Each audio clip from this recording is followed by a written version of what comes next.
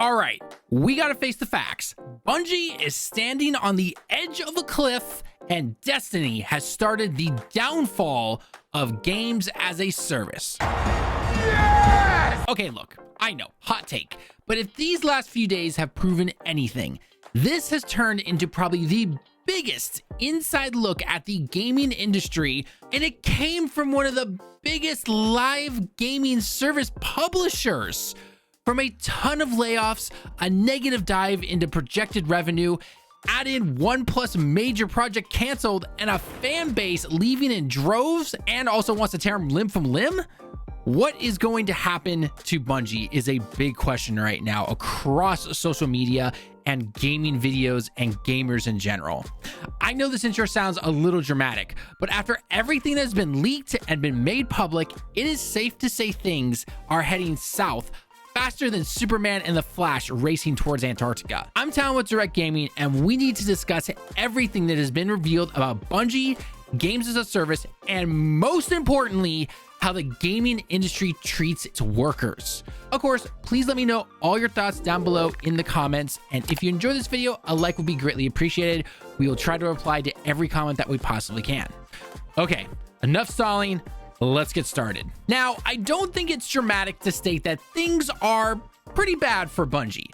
If you've been online over the last few days as of November 1st, 2023, then you have probably seen some sort of news regarding Bungie. For those of you who have not been online or have not seen anything on your timeline, let's quickly get you up to speed. Also, check the pinned comment for the full article and all of the notes. This is from things like IGN, Bloomberg, Paul, everybody. Think of this as the spark notes that we've learned over the last few days. Let's begin. Bungie, while owned by Sony, operates as an independent arm. Most of Sony is going through cuts right now for reasons different for each area. Bungie decided to lay off about 8% of its workers, or about 100+ people. These positions were not in just one area, by the way. This is all over, including marketing, communications, engineering, and many more. Everyone from new workers to people who have been there since the original Halo days were let go. Quick side note for this point right here. Sony is not replacing their workers to fill these positions. At first, many questioned if this was due to Sony forcing Bungie's hand, being the big bad leader and everything. Well, the more info that has been released shows that Sony is basically telling Bungie that they've been spending a lot of money and there need to be some cutbacks like they've been doing in their other areas. However, a lot of this is on Bungie, and we're going to see that very soon. Going into the next note is employees were actually locked out of their accounts, systems, and emails before anyone was told anything. Some found out in person, but told to keep it quiet. Others found out over the phone, and some found out on Twitter. Yikes. Employees were often not even allowed to say goodbye to other team members or even exchange contact information while in the office. Many team and line members had no idea who was being cut from their teams until it happened. Some teams only lost a few people. Others were decimated. As we learned more information, the company purposely tried to internally hide just how many people were being fired, but thanks to outside reporting, that 100 number that we got was easy to calculate. Bungie even fired some long-standing veterans of the company, like composer Salvatore, who's been there since the pre-Halo days. Let that sink in. Pre-Halo days. Or someone like McLeese, who designed the original Halo logo. Yeah. No one was safe with this. After learning all this information, what really illustrated how just corporate this felt were some employees' benefits expiring at the end of the month, meaning being fired on the 30th, which is when most of this started, just meant a single day of additional coverage for those with benefits. In fact, speaking of healthcare was continued as the COBRA coverage for 3 months, which, coming from someone who has not lived in the States for the last 10 years, I actually had to look this up / ask my friends, and I found out that this particular coverage is not exactly the greatest. Finally, it does seem though that severance will continue. However, we don't know anything about the actual numbers. The final bit of news that we found out, especially on the first day, were that many employees had unvested shares as a result of the Sony deal that mandated that they stay in the company for a certain amount of years afterwards to collect those shares. For those of you who don't know, a very simple way to look at this is that unvested shares are basically useless unless you stay at the company for X amount of time based on what your contract says. If you do, then those unvested shares become what are called vested shares. With those vested shares, you can usually sell these for money or keep them as stake in the company to eventually sell them and make more money off of them. But if at any moment you leave the company or, by the way, get laid off, then this is what happens to those shares. Those shares revert back to Bungie, and as such, many of the employees that we've been talking about here just involuntarily lost all their shares to the company that fired them. Yes, so even if they had planned to stay to get those vested shares or really want to stay there in the company to really learn their skills and perfect their talents, guess what? Doesn't matter. If they're let go, they got nothing now. So that was everything that we found out for the first day and kind of your very basic spark notes as to why you might see so many people talking about this on social media. Oh, by the way, you thought we were done with all that? No. That was just day one. Going into day two, we found out a lot more. We got to rapid fire these because otherwise we're going to be here forever. Get your popcorn ready, folks. This gets absolutely crazy. Starting off with point number one, employees were told that Bungie was on track to lose 45% revenue missed based on previous projections for the year. The writer of this particular article, Paul, heard that these projections were very unrealistic, and the miss also comes from just simply a base problem for the entire series. Let's give you an easy example to kind of show you what this is. Let's say you think that you're going to make a certain amount of money. You project yourself that you're going to make a certain amount of money. Let's just say a very simple job. Heck, you know what? Let's take my teaching job that I do during the day. Let's say I am projecting or believing that I'm going to make $100,000 this year. I know, impossible for a teacher unless you're a PhD, but regardless. $100,000. I'm thinking, yes, I'm expecting $100,000 to come in. End of the year comes by, and all of a sudden, I've only made $55,000. That is almost half of what I was expecting. If I did anything stupid, like, oh, I don't know, buy a house, maybe buy a car on a credit card, think I could just pay it off right away. Yeah, that ain't happening anymore. And not only am I in crazy debt, but if I had anything where I had to pay workers or anything, I'm not going to be able to do that. So what happens? They get let go. Oh, and by the way, there's no consequences for me, basically. A very, very simple way of looking at it, but that's essentially based on everything that's been told and reported on. That's what was happening at Bungie at this particular time. More points going forward. Lightfall was a big negative turning point. You know, the DLC from the beginning of this year. While as a whole, it brought in a lot of players at launch. It was actually Steam's highest concurrent count since D2's launch on the platform. It quickly received extremely poor reviews, which reverberated through the rest of the year, and player engagement has fallen off hard. To continue with this, employees were told player sentiment was at an all-time low, something the employees themselves actually knew and were saying for a long time. In fact, they had been begging their bosses to make changes so that players would come back, but unfortunately, a lot of these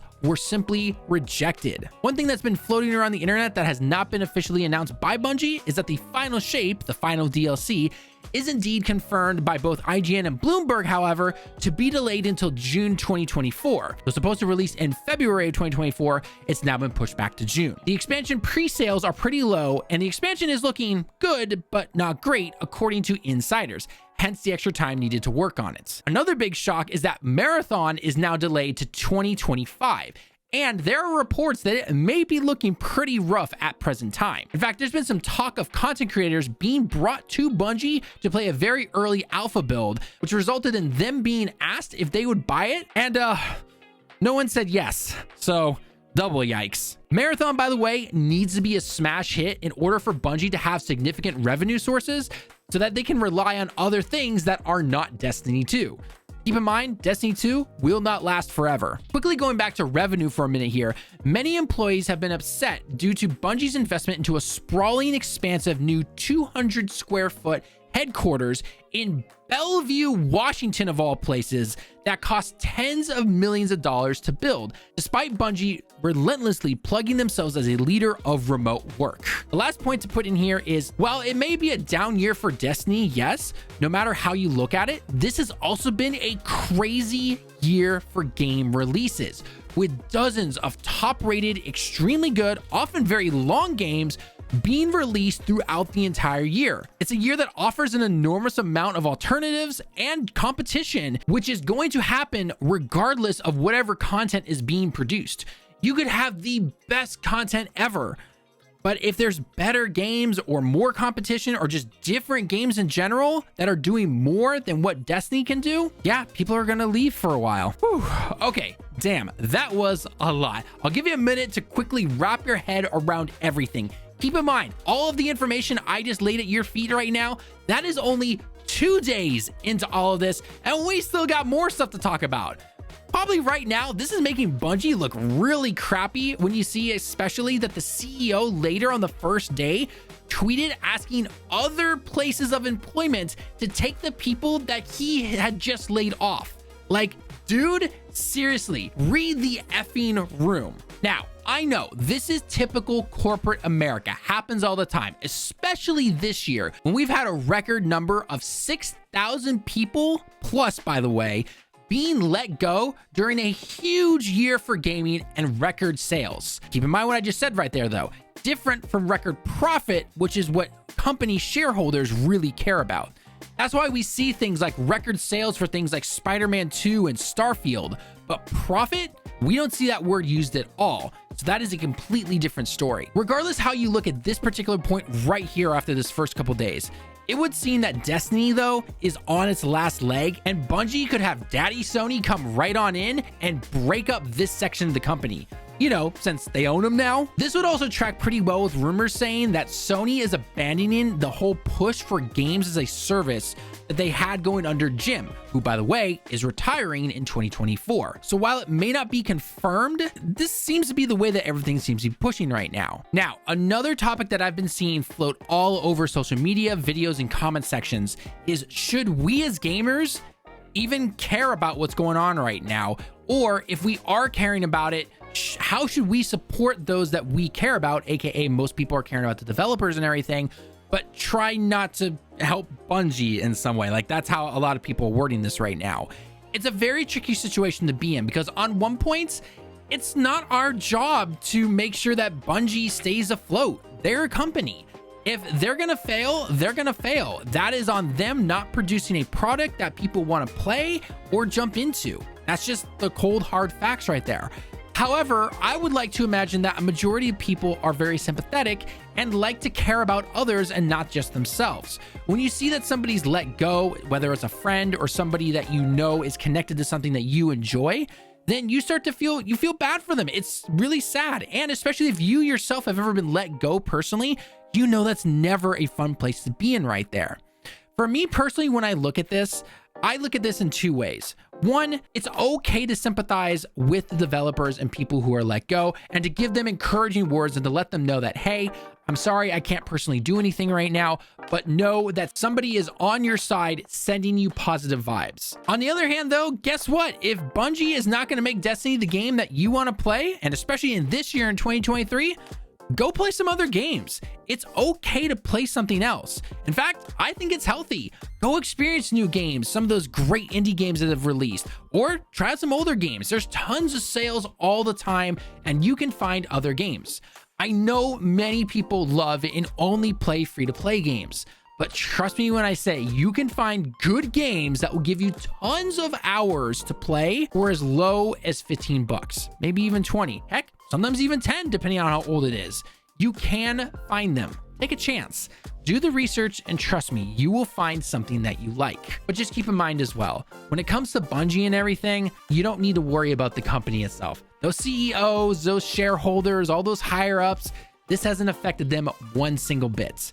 It's okay, though, to send your regards to the developers, to people who have been let go, and to try and send, at the very minimum, some positive vibes. Because like I stated before, I like to think that a majority of people care about others, and it's okay to feel this way. Just keep that in mind as the days go forward. So obviously that is a lot of news, and you know what? We could easily end the video right here because there's not much else that we would have known about. Surprise, motherfucker.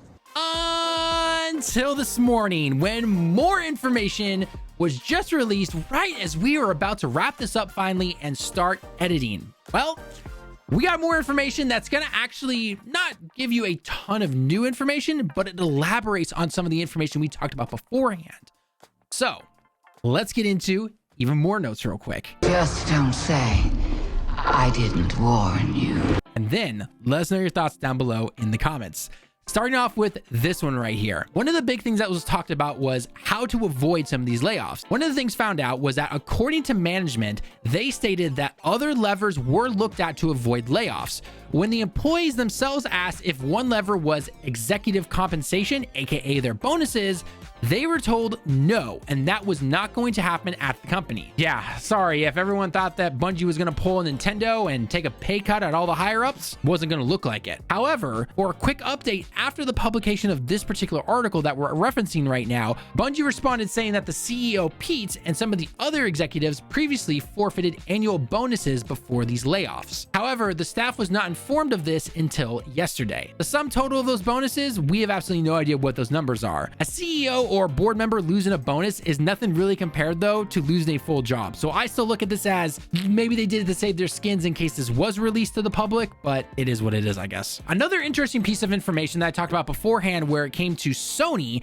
and how much effect they had on all this, internally, it looks like really no one is blaming Sony for this. Even the poor management at Bungie. Some employees were even told that if the Sony buyout did not happen, this is a big one right here, due to the current Destiny 2 performance, the studio itself would have been in jeopardy if they had stayed independent. That definitely tracks a little well, especially because of all the numbers we've been seeing and why we saw that sale last year. Another interesting piece of information that I found particularly weird is that big new expensive building that we talked about, you know, the one that they put in Bellevue, Washington of all places, was a separate project that likely would not have saved jobs given the context of when that was drafted and when work started on this. Another piece of information that's come to light is talking about the $1.2 billion in employee retention from Sony that was spent long ago, often on buying out employees' Bungie shares, which then went to Sony. Now, if you don't know what we're talking about or you haven't seen any of the information, during the deal time when all this was going on for that $3.6 billion to buy Bungie, 1.2 of it was set aside for employee retention. That's why Bungie can make the statement of, hey, there won't be any layoffs when this whole merger thing goes through. However, there's now updated information about that. There is nothing left in that pot to avoid layoffs. Yeah, they somehow burned through $1.2 billion. I guess that's what happens when it goes to mostly shares. So it's as I feared personally when I did my earlier video in the week. That $1.2 billion, it had a run out time. It was not supposed to last for years and years.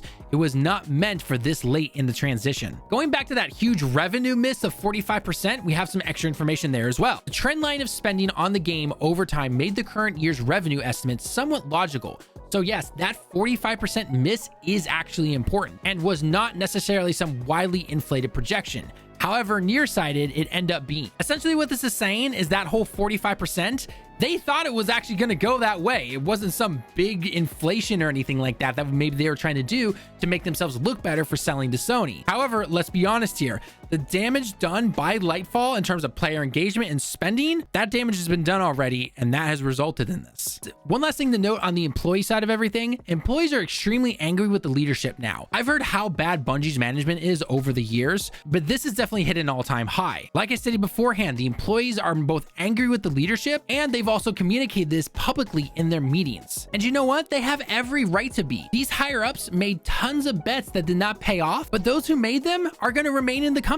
It's overstated at this point, but again, this is typical corporate America, unfortunately. Now, if we move away from the company itself and we look at the game Destiny 2 as a whole, because that's what we've been talking about in terms of the live service game, as that is part of this thing to allow us to see from the outside in, let's take a look at some extra juicy information that was given to us. The final shape delay that we talked about that has been basically confirmed, except by Bungie themselves, has actually been known for about a couple months.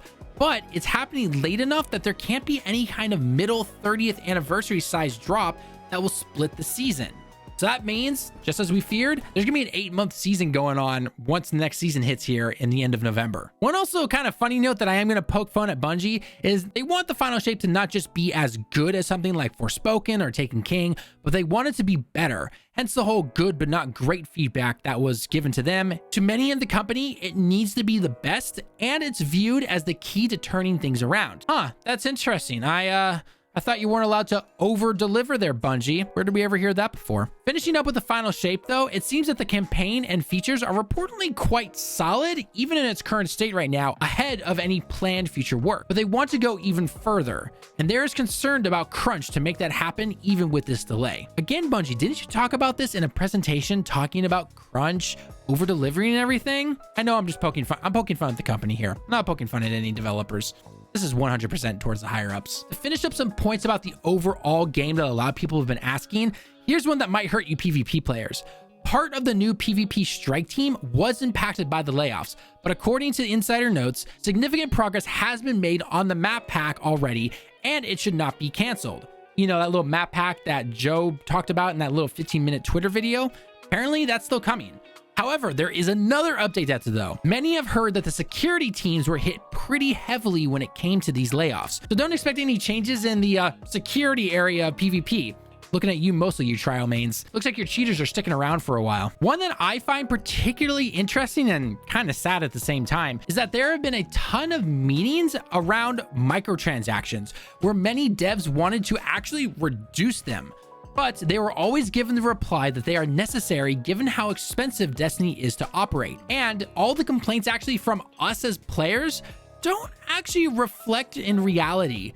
Things like the event cards, especially from something like we currently have going on with the Halloween event, may seem lame, and you might ask yourself who the heck is buying these? But apparently, according to Bungie, they actually sell well. What? What the fuck? Oh, this hurts my brain to even read. Guys, I beg of you, stop buying those event cards. Those are so stupid. Please. This sounds like a rant right now, and it 100% is at this particular moment. Do not buy those event cards. They're not worth it. That is a waste of money. Oh my God, I can't believe those actually sell well. I am honestly surprised. Another surprise from this actually is that how many people are still buying the older expansions. That I'm actually not terribly shocked about. Those, especially some of those really older ones, should absolutely only be like $3 at the very most. Or if they've been taken out of the game for the most part, they should be free because they do unlock things like raids and weapons. Those 100% should be. But because they're not, and some of those sales are kind of just average, I can see why people still buy them, especially if they have friends who play this game. The last final note that we have to talk about here that I think most people kind of understood already, but it's worthy of repeating again. The ultimate goal of Bungie still is to be a multi-IP studio with multiple games and revenue streams coming in. But even if Marathon, by the way, is a success, there will not be this huge migration from Destiny over to Marathon. They are not going to abandon the franchise that put them on the map in terms of them being independent. We know Halo put them on the map originally, but as of right now, most people know them for Destiny. Ooh, all right, I gotta sit down. That was a lot of information to throw your way, but it just goes to show that even Bungie and its legendary games as a service, Destiny, can fail. Now, do I think Destiny 2 servers are gonna shut down tomorrow? No.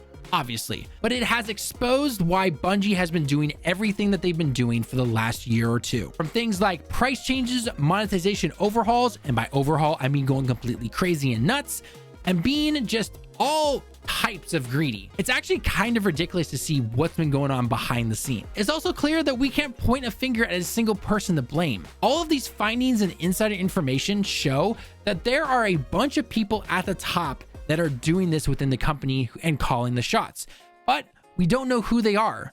Most likely, there's somebody at the position like a shareholder. It just really sucks to know that this is how things are and probably won't change unless the entire industry is able to really change with this. I don't know, join a union, I guess, or something to protect themselves. That would definitely help things, but then we get into a whole skew of things where the higher ups definitely try to stop something like that. That's less money for them. I guess I can say this though. One good thing that has come out of all of this, not one single game, and I absolutely love this actually the more I think about it, not one single games as a service is safe. And it is time for the industry to start healing and to move away from this. Hopefully that rumor of Sony ditching games as a service is true. All right, I'm losing my voice, and that's everything that we have to tell you right now in terms of any information. If there's anything extra that comes out in a week or two or anything after that, we will post it in our community. So make sure you sub to the channel if you haven't already. But now I want to ask you one more time. What are your thoughts on all of this? Are you mad? Are you canceling your Final Shape pre-order if you pre-ordered it? Are you stopping Destiny 2 forever? Let me know everything down below. I will try my absolute best to reply to everything that I possibly can. Thank you so much for those who watched this video, and a big thank you to everyone who stuck around for the full thing. Anyway, I've been Tallen with Direct Gaming. I hope everyone has a great week and a great weekend. And to everyone who unfortunately was laid off, know that we support you completely. Sending you positive vibes, and I hope you're able to land on your feet as soon as possible. Anyway, everybody, I hope you all have a great weekend or a great week, depending on when you are watching this. And until next time, everyone, we'll see you all in the next one. Johnny.